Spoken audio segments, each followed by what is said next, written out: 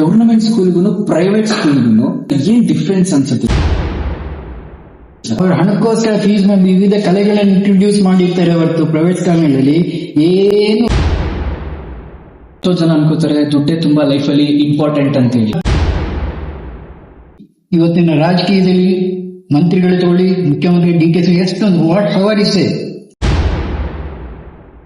ಸ್ನೇಹಿತರೆ, ಇವತ್ತು ನಮ್ಮ fact from field YouTube channel ನಲ್ಲಿ ಇಂಟ್ರೊಡ್ಯೂಸ್ ಮಾಡ್ತಿರುವಂತ ಸರ್ ನೇಮ್ ಬಂತು ಕಾಳೇಗೌಡರು ಸರ್ ಅಂತೇಳಿ. ಬನ್ನಿ ಅವ್ರನ್ನ ಮಾತಾಡ್ಸೋಣ.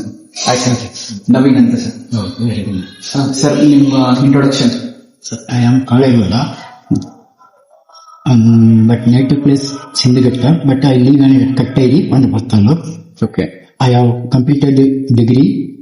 After that degree, joined the jobs. Then I completed so many courses. Okay. I am now working as a librarian. Yes, sir. ನಮಸ್ತೆ sir. Sir, teaching profession ಅಲ್ಲಿ ಎಷ್ಟು ವರ್ಷ ಎಕ್ಸ್ಪೀರಿಯನ್ಸ್ ಇದೆ ಸರ್? 40 ವರ್ಷ ಆಯ್ತು ಸುಮಾರು. 60 ವರ್ಷ ಎಕ್ಸ್ಪೀರಿಯನ್ಸ್ ಇದೆ. Okay sir, super. ಅಂಡ್ ಇದೇ ಫೀಲ್ಡ್ ಅನ್ನ ಆಯ್ಕೆ ಮಾಡ್ಕೊಬೇಕಂತ ಯಾಕೆ ಅನಿಸ್ತೆ ಸರ್? ಇದು ನಾನು ಸ್ಟೈಫಂಡ್ ಅಲ್ಲಿ ವರ್ಕ್ ಮಾಡ್ತಾ ಇದ್ದೆ. ಓಕೆ. ತೊಂದರೆ ಆಯ್ತು. ಆಮೇಲೆ ಅಲ್ಲಿ ವರ್ಕ್ ಮಾಡ್ಬೇಕಾದ್ರೆ ಕೆಲವು ಶಾಲೆಗಳಲ್ಲಿ ಹೋಗ್ತಾ ಇದ್ದೆ ನಾನು, ಶಾಲೆ ಸ್ಕೀಮ್ ಸರ್ವೆ ಅದು ಇದು ಮಾಡುವಾಗ ಅಲ್ಲಿ ನಾಲೆಡ್ಜ್ ಬಗ್ಗೆ ತುಂಬಾ ನನಗೆ ಅನುಕೂಲ ಆಯ್ತು. ಅದಕ್ಕೋಸ್ಕರ ನಾನು ಅದೇ ರೀತಿ ವಿಜಯ ಕಾಲೇಜಿಗೆ ಸೇರ್ಕೊಂಡೆ. ಅಲ್ಲಿ ನನಗೆ ಲೈಬ್ರರಿ ಚಾನ್ಸಸ್ ಸಿಕ್ತು. ಅದರಿಂದ ಅದೇನೆ ಕಂಟಿನ್ಯೂ ಮಾಡೋದು ತುಂಬಾ ಅನುಕೂಲ. ನಾಲೆಡ್ಜ್ ಸಿಗುತ್ತೆ ಅಲ್ಲ, ಹಣಕ್ಕಿಂತ ಜ್ಞಾನ ಮುಖ್ಯ ಅನ್ನೋ ಒಂದು ಧ್ಯೇಯದ ಬಿಡಿ ಮೇಲೆ ನನಗೆ ಅದೇ ಫೀಲ್ಡ್ ಸೆಲೆಕ್ಟ್ ಮಾಡಿದೆ. ಸರ್, ಟೀಚಿಂಗ್ ಪ್ರೊಫೆಷನಲ್ಗೆ ಯಾಕೆ ಬರ್ಬೇಕು ಅಂತ ಅನಿಸ್ತು ಸರ್? ನಿಮಗೆ ಯಾರು ಅದರಲ್ಲಿ inspiration? No inspiration, self-prepared and has seen so many schools and others. There are lot of learning desires is more important for that.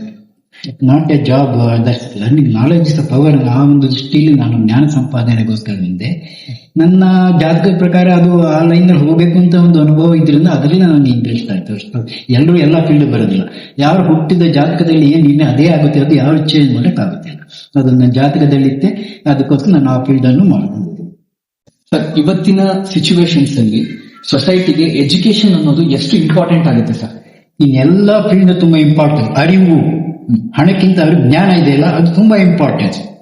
U C, ಇವತ್ತಿನ ರಾಜಕೀಯದಲ್ಲಿ ಮಂತ್ರಿಗಳು ತಗೊಳ್ಳಿ, ಮುಖ್ಯಮಂತ್ರಿ DK ಎಷ್ಟೊಂದು what power is. Dharmasthala Manjunatha Swamy what ಅವರು ಜ್ಞಾನ ಇದೆ.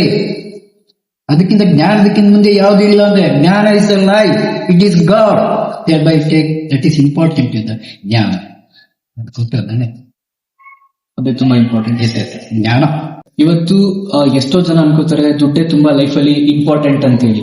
ಸೊ ದುಡ್ಡಿಗೂ ಜ್ಞಾನಕ್ಕೂ ಏನ್ ಡಿಫ್ರೆನ್ಸ್ ಇದೆ ಅಂತ see, according to Mahabharata, you see they Pandava and Kaurava, they cover a lot of monies and others. What happens at the end? See the Dharmaraj Pandavas, how they happens. So money is not important, knowledge is important. Yes. Education ಮೇಲೆ ಜನ ಇಟ್ಟಿರೋ ತಪ್ಪು ಕಲ್ಪನೆ ಏನ್ ಅನ್ಸುತ್ತೆ sir ನಿಮ್ ಪ್ರಕಾರ? ಇವತ್ತಿನ ಕಲಿಯುಗದಲ್ಲಿ ಹಣವೇ ಮುಖ್ಯ ಆದ್ರಿಂದ ಎಜುಕೇಶನ್ ತುಂಬಾ ಇದಾಗ್ತದೆ. ಪ್ರೈವೇಟ್ ಸ್ಕೂಲ್ ಜಾಸ್ತಿ ಆದ್ರಿಂದ ಎಜುಕೇಶನ್, ಸರ್ಕಾರಿ ಸ್ಕೂಲ್ ಹಿನ್ನಡೆಯಾಗಿ ಎಜುಕೇಶನ್ ತುಂಬಾ ಹಿಂದುಳಿದ ಕಾರಣ ಆಗ್ತಾ ಇದೆ. ಮೆಕಾಲೆ ಅವರು ಏನ್ ಹೇಳಿದ್ರೆ ಅವತ್ತು ಇಂಟ್ರೊಡ್ಯೂಸ್ ಅದನ್ನ ಮಾಡ್ಕೊಂಡು ಕಂಟಿನ್ಯೂ ಬಂದಿದ್ರೆ, ಮತ್ತೆ ನಮ್ಮ ಸಂವಿಧಾನದ ಪ್ರಕಾರ 14 ಕಂಪಲ್ಸರಿ ಎಜುಕೇಶನ್ ಅವರಿಗೂ ಮಾಡ್ಕೊಂಡು ಬಂದು, ಮತ್ತೆ 5ರಿಂದ 6ನೇ ಕ್ಲಾಸ್ ಕನ್ನಡದಲ್ಲೇ ಮಾಡಿದೆ. ಆದ್ರೆ ಎಜುಕೇಶನ್ ಎಲ್ರಿಗೂ ಸಿಗ್ತಾ ಇತ್ತು. ಸಂವಿಧಾನ ಹೇಳಿದ ಈಕ್ವಾಲಿಟಿ, ಸಮಾನತೆ. ಎಲ್ಲಿದೆ ಈಕ್ವಾಲಿಟಿ ಎಜುಕೇಶನ್ ಅಲ್ಲಿ? ಸಂವಿಧಾನಕ್ಕೆ ಏನು ಗೌರವ ಕೊಡ್ತಾ ಇದ್ದಾರೆ? ಅದರಿಂದ ಇದು ಬದಲಾವಣೆ ಆದ ಈಕ್ವಾಲಿಟಿ ಅಂತ ಬಂದ್ರೆ ಎಲ್ಲ ಸರಿಯಾದ. ಪ್ರೈವೇಟ್ ಸ್ಕೂಲ್ಗಳಲ್ಲಿ ಸರ್ಕಾರ ಎಲ್ಲ ಈಕ್ವಾಲಿಟಿ ಬಂದ್ರೆ, ಈಕ್ವಾಲಿಟಿ ಟೆಕ್ಸ್ಟ್ ಬುಕ್ ಇದೆ, ಎಲ್ಲ ಸರಿ ಹೋಗ್ತದೆ, ತಾರತಮ್ಯ ಬರುವುದಿಲ್ಲ. ಎಲ್ಲ ಟೆಕ್ಸ್ಟ್ ಬುಕ್ಗಳು ಎಲ್ಲ ಒಂದೇ ರೀತಿ ಇದೆ. ಆ ರೀತಿ ಆದಾಗ ಎಜುಕೇಶನ್ ತಾರತಮ್ಯ ಬರೋದಿಲ್ಲ, ಒಳ್ಳೆ ಎಜುಕೇಶನ್ ಕೊಟ್ಟಂಗಾಗುತ್ತೆ. ಸರ್, ಗವರ್ನಮೆಂಟ್ ಸ್ಕೂಲ್ಗೂ ಪ್ರೈವೇಟ್ ಸ್ಕೂಲ್ಗೂ ನಿಮ್ ಪ್ರಕಾರ ಏನ್ ಡಿಫ್ರೆನ್ಸ್ ಅನ್ಸುತ್ತೆ ಸರ್? ಅಂದ್ರೆ ದುಡ್ಡು ಮಾತ್ರ ಡಿಫ್ರೆನ್ಸ್ ಅಥವಾ ಬೇರೆ ಏನಾದ್ರು ವ್ಯತ್ಯಾಸಗಳಿದೆಯಾ? ವ್ಯತ್ಯಾಸ ಏನಿಲ್ಲ. ಸರ್ಕಾರಿ ಶಾಲೆಗಳಲ್ಲಿ ಕರ್ತವ್ಯ ವರ್ಕ್ ಈಸ್ ವರ್ಕ್ಶಿಪ್ ಅಂತ ಮಾಡೋದೇ ಆದ್ರೆ ದೇರ್ ಇಸ್ ನೋ ಡಿಫ್ರೆನ್ಸ್.